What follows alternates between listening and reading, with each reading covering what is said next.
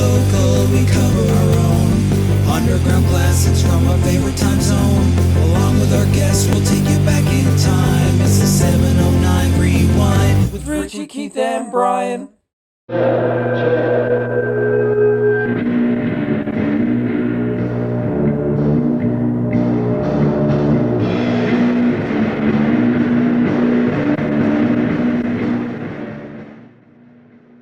This week, we decided we're going to focus on GIVER. Now, GIVER's a band that a lot of people would have seen back in the day. They played a lot of shows, many of them quite memorable. Richie and I both had the good fortune to interview two members. Richie had a discussion with Rene Rubia. I got to talk to Frank Nolan, who went by Frankie Paul at the time. I distinctly remember seeing the band back in and around 94, and there was really nothing quite like them going on. So when I caught up with Frank, he's now living in Central Florida. I'd like to say thank you very much to you, Frank, for making time to do that interview with us. I appreciate it. I learned a lot about all these things that I never knew how they got together. So it was pretty interesting to talk with Rene. The reason why we are focusing on GIVER is because it is Fred Gamberg's 50th birthday. It would have been his 50th birthday, so this is kind of a dedication to him. We didn't do anything ourselves. We're just going to show pure GIVER from back in the day as we remembered him. Happy birthday, Fred. Yes, this is in honor of Fred. Let's all celebrate his 50th birthday. Wish you were still here, bud. Maybe I could start by asking you, I know it's a very broad question, but what was your impression or experience of that period, the early 90s when GIVER was playing? When Fred was alive or after? God, it was completely different. We went through, so many different changes. My goodness, after Fred, we might have been worse than Spinal Tap. We might have had more actual drummers. I hate to make jokes, but we really have. My God, the list must be about 20 people long of drummers. Yeah. Over the years. I don't know. I think early on we were all just eager to be a part of that, spirit, that the energy, right? It was. Hey, you were there. You know what it was like. Intoxicating. It's hard, right? It really is. It's hard to put into words for people, but I've actually tried to talk with people here. Music really has not been a part of my life down here. I haven't even picked up a bass since I left Newfoundland. Oh, really? I literally left both my basses with my daughter and just left. Yeah. I haven't touched one since, but I've really been thinking about it just because the energy, the void that it fills inside, I don't know. It just seemed like life seems a little lacking without it. You mentioned that there was before Fred passed away, and then there was after Fred. I was a bit of a latecomer. I joined after Forever in '94, so I met Fred maybe like 3 times, I think. Right. And the first time I met him, I didn't know what to think. The guy, he has so much energy, and he just he overwhelmed me. But he didn't upset me, and I did not like him or anything. It was just like, whoa, dude, it's a lot, right? And then by the time I met him, maybe this. So, what was it like to be in a band with him? Was it similar, or can you describe that a little bit? Hey, anytime he wasn't talking back then, it was great. When he was playing, he just he had a brilliant energy. He really did. We carried it on a little bit without him, but it really, I don't know. It's the words just kind of sound hollow, it's he was brilliant. He was. The raw energy that he brought with him, the scene just seemed a little dimmer after he passed, The music didn't quite have the same thing. I mean, we tried to keep the same kind of energy going with it, but you know, that's it. I don't know. Yeah. I don't really know. You know, It's that it's happens. you know, it's I might romanticize a bit more about the early days. I remember some of it was a nightmare. Well, there was three of you. I Right. definitely want to get into that. And you know, that's a very interesting choice, non-standard, we'll say, right? I mean, usually when you say band, you know, you're thinking if it's a three-piece, it's probably going to be a singer guitar player or a singer bass player, one or the other.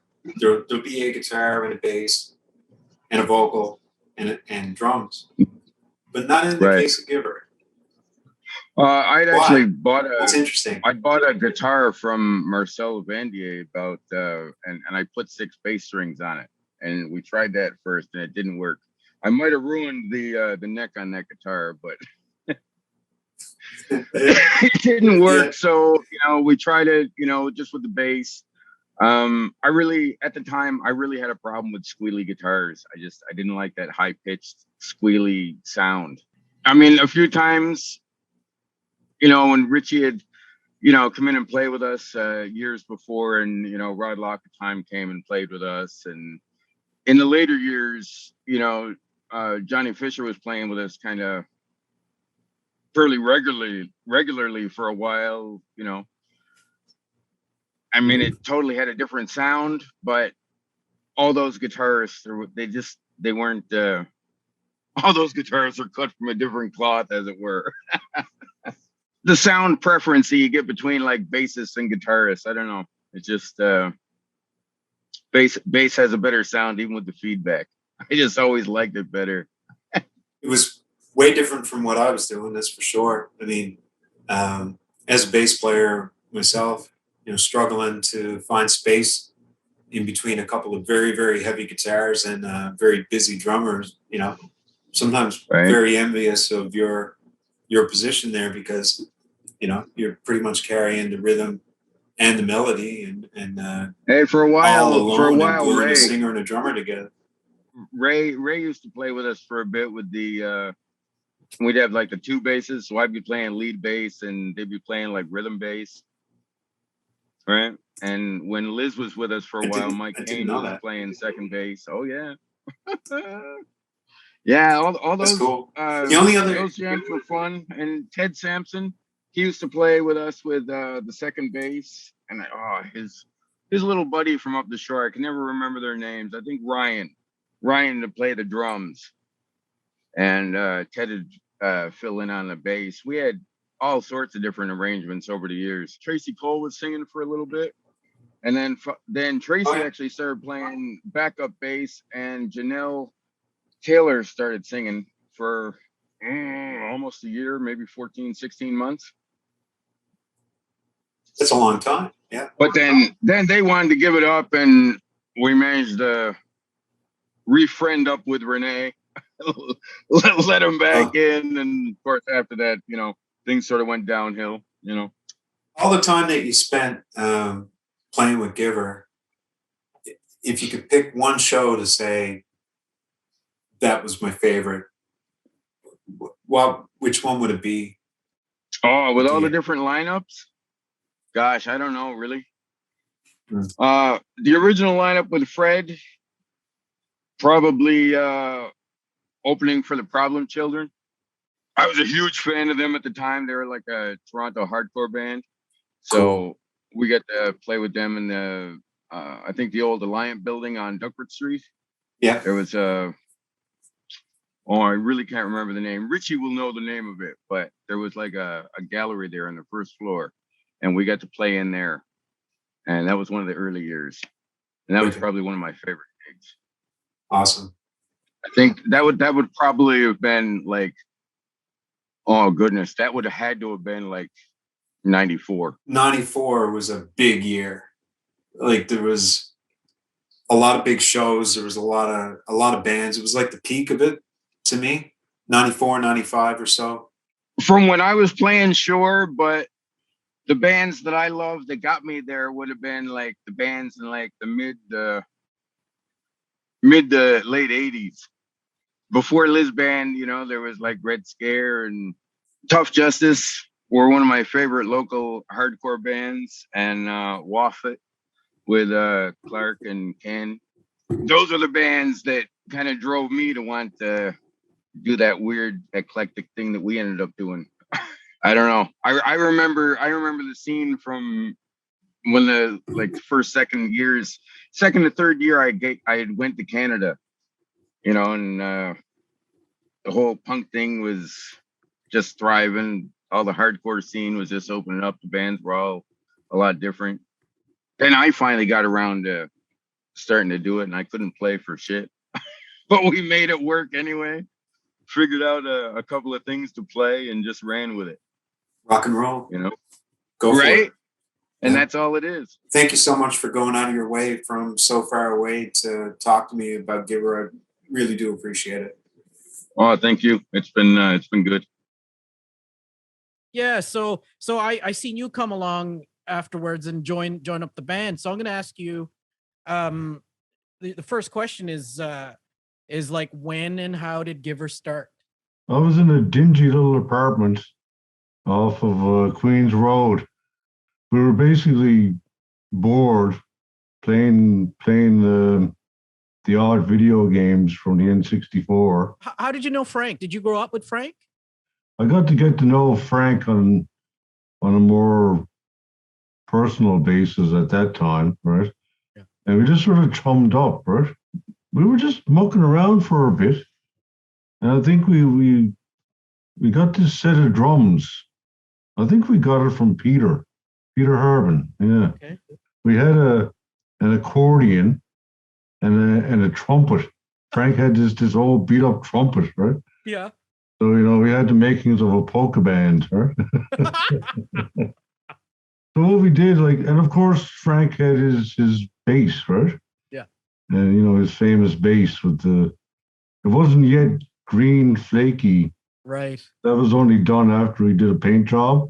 Yeah. And it just sort of accidentally happened that way. I remember it had a stretchy he had the The guitar strap made out of rubber or something because it bounced up and down. So what we did, we experimented with him singing, me playing the drums, right?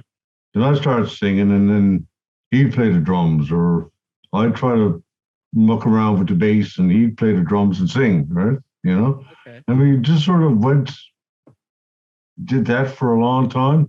And then we quickly discovered that I was really good at coming up with stuff off the cuff. And that's what we were known for. Giver was known for me getting on stage and singing spontaneously with no real lyrics written. Right. But then after a while, the songs that I'd sing, they'd get popular, and they'd end up writing themselves and fall into a solid song, right? You know? Yeah. Oh yeah. You had some hits. Yeah, like My favorite was American Standard. Oh yeah, American Standard, and Lady Hyena, and Oh yeah. and Last Laugh, and all that. Parody, satire, yet being really dark at the same time. But like, have you been writing stuff based on things, or coming up with things based on past experiences, or what was going on during the 90s, or just coming up with the strangest shit that you can come up with? Or Well, there was a little bit of column A, a little bit of column B, you know. A lot of my lyrics would come from things I've seen on the news. The whole Saddam Hussein thing was big back in that day, right? The whole Kuwait thing, and a lot of terrorism was starting to really pick up during the 90s. Right. And warfare was getting a little bit, I mean, there were a lot of the news was pretty tumultuous back then, right? oh yeah, it still is now. Oh yeah, it's very much so, even more so now. I was starting to notice it in those days, right? You know, so I was starting to like use my views of the news along with the lyrics that I'd come up with, right? A lot of my lyrics is kind of like metaphors of relationships and how relationships can be tough sometimes, and Yeah. you know, insecurities and all this stuff, right? Your mom was a writer, right? Yeah, she was a poet. Yeah. I got a lot of my vocabulary because of my mom, right? Right. I did a lot of poetry writing myself, right? She wrote the book Skating Amongst the Graves, and she wrote a poem in my soup, which is basically recipes interspersed with poetry. Oh, excellent. There was a 12-minute version of beer. More beer? Every bit of that song is like just ad-libbed, and it never has any fixed thing. The only real fixed thing is the start of it. Saddam Hussein is in his bomb shelter. And then We have to fear chemical warfare. The world is all fucked. Around like that, then. And then, like at the end, it's like, don't worry about it. Step up to the bar and ask the bartender, give me another.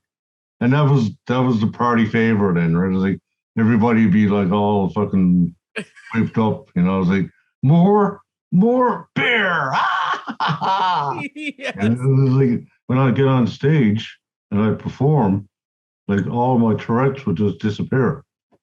I don't know, you'd probably be hard pressed to remember me ever doing a tick while I was singing on stage. No, not at all. It was only the times I've seen it when, like, in between songs, or like just a little quick minute when like Fred or Frank or Fred is talking on, and you're left as paused, you know? Yeah. When I'm performing, it just goes away, right? Oh, that's cool. Almost as if there's a persona that takes over. I don't know. That ticks over. Oh, it takes over. I see what you did there. I Yeah. don't know what it is. I can't even put my finger on the whole 90s thing. It was like a lot of stuff happened at the same time. And it was going on at the same time. It was like a perfect storm, you know? Like I've never seen the music scene so strong as I've seen it in the 90s when Fred was out there fucking just grinding it for the bands, and Yeah. everybody was just so active. To me, it was a phenomenon. It just exploded for some reason, right? Yeah, I think so too. I think something that happened in the early 90s where maybe a lot of factors like the moratorium happened and everyone got like, you know, just like everyone left, a lot of people left. There wasn't much to do. We had to entertain ourselves, and also like new kind of music was coming out as well. Yeah, well, there was a kind of a new music movement happening in the 90s too. Yeah. Grunge thing, and not just grunge, but just the whole Oh yeah. Independent music Yeah. getting really big, right? Yeah, and it was happening on our island or in Yeah. St. John. So And it just made, for some reason, all us kids back then, basically, we were all really active and creative. Like I never seen such creativity burst open in the 90s. a lot of people talked about this night that you wore. Was it a gold bikini? That was a Halloween show. Okay. Rod Locke, you could see him playing the guitar next to me, and Frank was on the other side of me. And You guys were the first band that I saw, and I was like, when I first saw it, I was like, where's the guitar player? I think when I remember talking to Fred that he said he only uses a ride. He didn't have hi-hats. He only played with that ride, and that's all he did with the drum set. What eventually happened to Giver? I know like Fred passed away, but I vaguely remember that. Did Liz Picard play with you guys? Play drums with you guys? Or Liz Picard was the last drummer for our band. We were playing as Giver. And do you remember Ted Sampson no? and Ryan Whalen? They were like the new wave of bands that were coming out. We were playing as another band. We were doing like another project with Ted Sampson and Ryan Whalen. But we did like totally different songs with a totally different vibe, right? Right. Because Ryan Whalen was doing like serious rhythm guitar and all this other stuff, right? And we were also getting a bit like that with Giver, because last going off, Johnny Fisher was a rhythm guitarist with us. Liz Picard was the drummer. So we had Johnny Fisher and Liz Picard, Yeah. me and Frank, and we were playing Giver like no other Giver has been played before. Right? Like, holy shit, right? Yeah. We basically started getting jobs and paying the bills. Yeah. And that's pretty much how it all ended, really. Yeah. Is that everybody went on their own ways to get jobs and pay the bills and grow up, you know? Yeah. Yeah, it was a really weird feeling at the end of it there in like 98 when I went into that building, the remnants, the shadow of the Peace Accord where Liz Picard was playing in the Liz band. Yeah. And it was just that feeling of everything winding down now. It was bittersweet, sort of melancholy feeling to it, right? You know? Yeah. Because I had such good memories of those times, right? You know? Yeah. Funny you should mention the whole lockdown. Like, you know, we're always at the lockdown, like better part of March to like June last year. Yeah. It's like, man, my thoughts went more often towards those great days in the 90s. Yeah. And it was just, it felt good to think back on those days, but it felt awfully depressing because here I am in lockdown, you know, alone with my thoughts. Like, did you guys record in? Because There was no official release, but we did a sort of a self-publishing. the only one that I heard was the Danger Falling Rock tape with the compilation with you guys doing I Feel Ugly. Me and Frank put out a whole bunch of tapes with our set on the tapes. Oh, okay. They were all used tapes, so we had to record them by shoving, like putting tape over the back thing so you could record, right? And because of that, like the recordings weren't that great. Yeah. But we were able to put a bunch of tapes out of our songs, right? Right. And I really appreciate you popping up online for this for me. I know, like, we all a lot of us don't want to go back to the past, you know. A lot of us want to just move on, but Oh, I don't mind it at all. It's good for a good vacation every now and then. Quick little story. Yep. I had him at my place one time, and he saw my stamp collection. I had this stamp collection in a photo album book, and he said, "I really want that." And it's like, "I'll give you $15 for the stamp collection, right?" It's like, it's a deal, right? So we meet up at Cocamangas the next day, and I pass him the book, and he passed me $15. It's like, yeah, pleasure doing business with your friend. So somewhere there's, you know, a little stamp collected book, right? You know? Oh yeah. That's amazing. Jeez, I didn't know Fred was into the stamps. It was nice chatting there, Rene. Yeah, it was great seeing you again, bud. All right, you have a good night, Richie. Yeah, you too. See you later. Happy weekend. Yes, you too, man. Okay.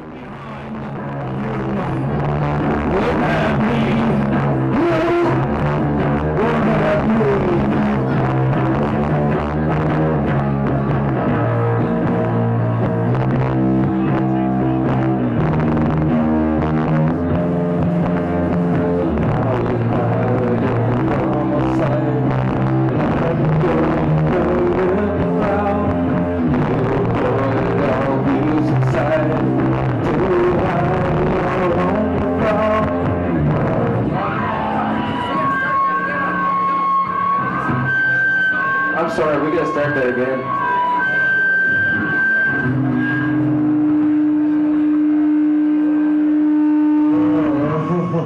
I got the pages confused. We gotta start that again.